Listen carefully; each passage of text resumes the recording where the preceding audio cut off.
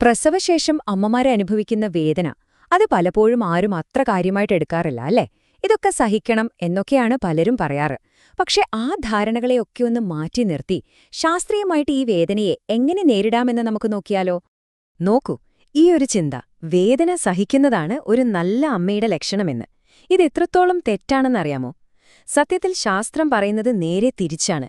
കഠിനമായ വേദന നിങ്ങൾ ചികിത്സയില്ലാതെ സഹിക്കുമ്പോൾ അത് നിങ്ങളുടെ ശരീരം സ്വയം സുഖപ്പെടുത്തുന്ന ആ ഒരു പ്രോസസ്സിനെ മെല്ലെ ആക്കുകയാണ് ചെയ്യുന്നത്, അല്ലാതെ നിങ്ങളൊരു സൂപ്പർമോം ആക്കുകയല്ല. അപ്പോ സ്വാഭാവികമായും ഒരു ചോദ്യം വരും അല്ലേ, എന്തിനാണ് ഇത്രയധികം വേദന?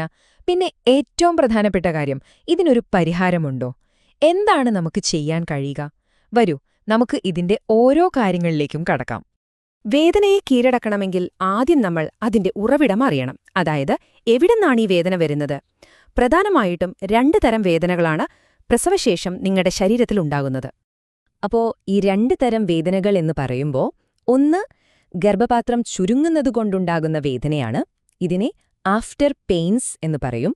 രണ്ടാമത്തേത് പ്രസവം നടന്ന സ്ഥലത്തെ മുറിവുകൾ, അതായത് പെരീനിയൽ ഭാഗത്തോ അല്ലെങ്കിൽ സി സെക്ഷന്റെ മുറിവിലോ ഒക്കെ ഉണ്ടാകുന്ന വേദന. ഒന്ന് ഉള്ളിലും ഒന്ന് പുറത്തും.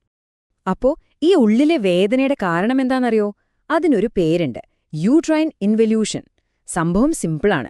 ഗർഭകാലത്ത് ഒരു പേരയ്ക്കയുടെ വലുപ്പത്തിൽ നിന്ന് ഒരു തണ്ണിമത്തന്റെ എത്രയും വലുതായ നമ്മുടെ ഗർഭപാത്രം പ്രസവം കഴിഞ്ഞാൽ പെട്ടെന്ന് പഴയ രൂപത്തിലേക്ക് തിരിച്ചു ചുരുങ്ങാൻ ശ്രമിക്കും.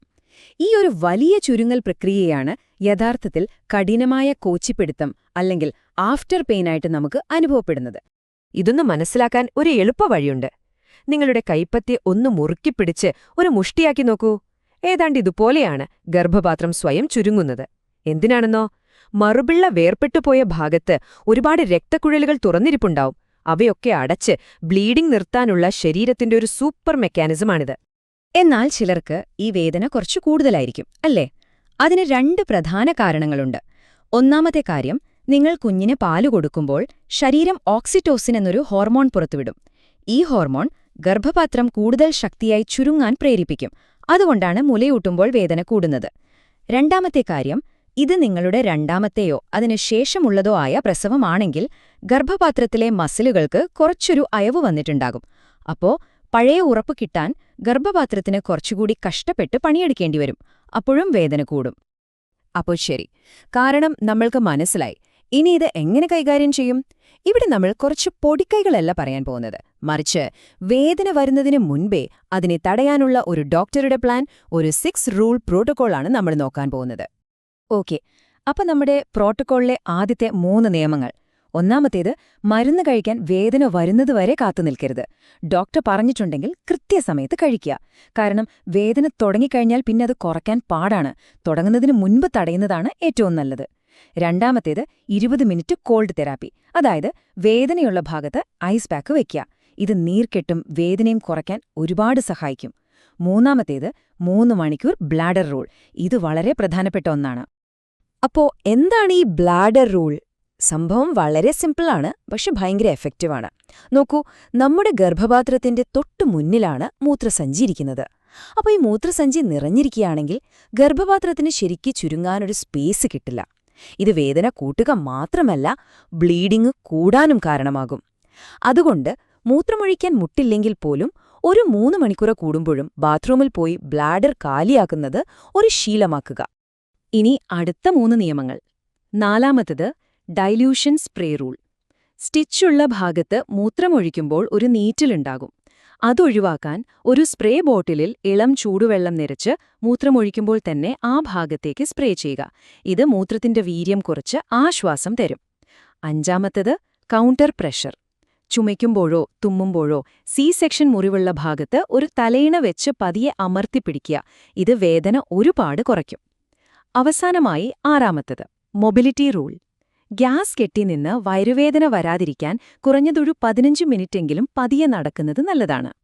ഇനി വളരെ പ്രധാനപ്പെട്ടൊരു ഭാഗത്തേക്കാണ് നമ്മൾ കടക്കുന്നത്. പ്രസവത്തെയും പ്രസവാനന്തര പരിചരണത്തെയും പറ്റി നമ്മൾ കേട്ടുവളർന്ന ഒരുപാട് മിഥ്യാധാരണകളുണ്ട്. നമുക്ക് അതിലെ ചിലതിനെ ശാസ്ത്രം വെച്ച് ഒന്ന് പൊളിച്ചടിക്കാലോ. ഇത് നമ്മളെല്ലാവരും കേട്ടിട്ടുണ്ടാവും അല്ലേ? വേദന സംഹാരി കഴിച്ചാൽ അത് പാലിലൂടെ കുഞ്ഞിന് കിട്ടും, കുഞ്ഞ് മയങ്ങിപ്പോകും എന്നൊക്കെ. ഇതൊരു വലിയ തെറ്റിദ്ധാരണയാണ്. സത്യം എന്താണെന്ന് വെച്ചാൽ ഡോക്ടർ തരുന്ന മരുന്നിന്റെ 1% താഴെ അത്രയും ചെറിയൊരു അംശം മാത്രമേ മുലപ്പാലിലേക്ക് എത്തുകയുള്ളൂ. എന്നാൽ നിങ്ങൾ വേദന സഹിച്ച് സ്ട്രെസ് അടിക്കുമ്പോൾ നിങ്ങളുടെ ശരീരം പുറത്തുവിടുന്ന ഹോർമോണുകളുണ്ടല്ലോ, അത് നിങ്ങളുടെ പാൽ ഉൽപ്പാദനത്തെയാണ് ശരിക്കും ദോഷകരമായി ബാധിക്കുക. അപ്പോൾ വേദന കുറയ്ക്കുന്നത് കുഞ്ഞിന് കൂടുതൽ പാൽ കിട്ടാനാണ് സഹായിക്കുന്നത്. അടുത്തത് ചൂടുവെള്ളം. പ്രസവം കഴിഞ്ഞയുടനെ ചൂടുവെള്ളം ബാഗിൽ നിറച്ചു വെച്ചാൽ വേദന കുറയും എന്നൊരു ധാരണയുണ്ട്. ഇത് വളരെ അപകടകരമാണ്. ഒന്ന് ചിന്തിച്ചു നോക്കൂ, ഒരു പുതിയ മുറിവിൽ നിങ്ങൾ ചൂട് വെച്ചാൽ എന്ത് സംഭവിക്കും? അങ്ങോട്ടുള്ള രക്തയോട്ടം കൂടും, നീർക്കെട്ടും ബ്ലീഡിങ്ങും വർദ്ധിക്കും. ശരിയായ രീതി ഇതാണ്. ആദ്യത്തെ 1-2 ദിവസം, അതായത് 48 മണിക്കൂർ നീർക്കെട്ട് കുറയ്ക്കാൻ ഐസാണ് വെക്കേണ്ടത്. അതിനുശേഷം മുറിവുണങ്ങാൻ സഹായിക്കുന്നതിന് വേണ്ടി ഇളം ചൂട് ഉപയോഗിക്കാം.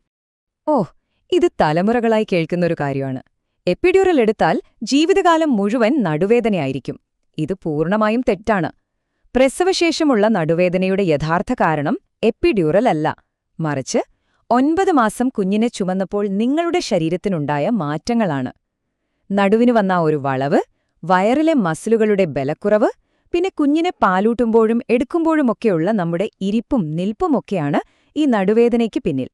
ഇതുവരെ നമ്മൾ സാധാരണ പ്രസവാനന്തര വേദനയെക്കുറിച്ചാണ് സംസാരിച്ചത്.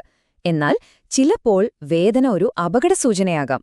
അതുകൊണ്ട് എപ്പോഴാണ് നിങ്ങൾ തീർച്ചയായും ഒരു ഡോക്ടറെ വിളിക്കേണ്ടത് എന്ന് അറിഞ്ഞിരിക്കണം. ഈ പറയുന്ന റെഡ് ഫ്ലാഗ്സ് അഥവാ അപായ സൂചനകൾ വളരെ ശ്രദ്ധയോടെ കേൾക്കുക. ശ്രദ്ധിക്കുക, നിങ്ങളുടെ വേദന സഹിക്കാൻ പറ്റാത്ത രീതിയിൽ പെട്ടെന്ന് കൂടുകയാണെങ്കിൽ, അല്ലെങ്കിൽ 100.4 ഡിഗ്രി ഫാരൻഹീറ്റിന് മുകളിൽ പനിയുണ്ടെങ്കിൽ, വരുന്ന ഡിസ്ചാർജിന് വല്ലാത്ത ദുർഗന്ധമുണ്ടെങ്കിൽ, മുറിവൽ വല്ലാതെ ചുവക്കുകയോ ചൂടുള്ളതായി തോന്നുകയോ അതിൽ നിന്ന് പഴുപ്പ് വരികയോ ചെയ്യുകയാണെങ്കിൽ, അതുമല്ലെങ്കിൽ കാലിലെ മസിലുകളിൽ, പ്രത്യേകിച്ച് കണങ്കാലിൽ കഠിനമായ വേദനയുണ്ടെങ്കിൽ ഉടൻ തന്നെ ഡോക്ടറെ അറിയിക്കണം. ഇതൊക്കെ ഇൻഫെക്ഷന്റെയോ അല്ലെങ്കിൽ രക്തം കട്ടപിടിക്കുന്നതിന്റെയോ ലക്ഷണങ്ങളാകാം. ഇനി വളരെ സ്പെസിഫിക്കായി ഒരു ലക്ഷണം പറയാം. നിങ്ങൾക്ക് ഒരു ബോളിംഗ് ബോളിൽ ഇരിക്കുന്നതുപോലെ ഒരു കടുത്ത സമ്മർദ്ദം താഴെ അനുഭവപ്പെടുന്നുണ്ടെങ്കിൽ, അതായത് വേദനയോടൊപ്പം വല്ലാത്തൊരു പ്രഷർ, ഇതൊരിക്കലും അവഗണിക്കരുത്. ഇത് ചിലപ്പോൾ ഉള്ളിൽ രക്തം കട്ടപിടിച്ച് കെട്ടിക്കിടക്കുന്നതിന്റെ, അതായത് ഹെമറ്റോമിയുടെ ലക്ഷണമാകാം. ഇതിന് ഉടൻ തന്നെ മെഡിക്കൽ സഹായം ആവശ്യമാണ്. അപ്പോ ഇത്രയും കാര്യങ്ങൾ നമ്മൾ സംസാരിച്ചു. ഇതിൽ നിന്നെല്ലാം നമ്മൾ ഓർത്തുവെക്കേണ്ട ഏറ്റവും പ്രധാനപ്പെട്ട കാര്യം എന്താണ്? ഇതാണ് ആ കാര്യം. നിങ്ങളുടെ ശാരീരികമായ സുഖം അതൊരു ആഡംബരമല്ല, അതൊരു മെഡിക്കൽ ആവശ്യകതയാണ്. നിങ്ങൾ വേദനയില്ലാതെ സന്തോഷത്തോടെ ഇരുന്നാൽ മാത്രമേ നിങ്ങൾക്ക് നിങ്ങളുടെ കുഞ്ഞിനെ നന്നായി നോക്കാൻ സാധിക്കൂ. അതുകൊണ്ട് വേദന സഹിക്കുന്നത് ഒരു മഹത്വമായി കാണരുത്. അത് നിങ്ങളുടെ ആരോഗ്യത്തെയും വീണ്ടെടുക്കലിനെയും ബാധിക്കുന്ന ഒരു പ്രശ്നമാണ്. അതിന് ചികിത്സ തേടുക എന്നത് നിങ്ങളുടെ അവകാശമാണ്. നിങ്ങളുടെ സുഖമാണ് നിങ്ങളുടെയും നിങ്ങളുടെ കുടുംബത്തിന്റെയും സന്തോഷത്തിന്റെ അടിത്തറ. അത് മറക്കരുത്.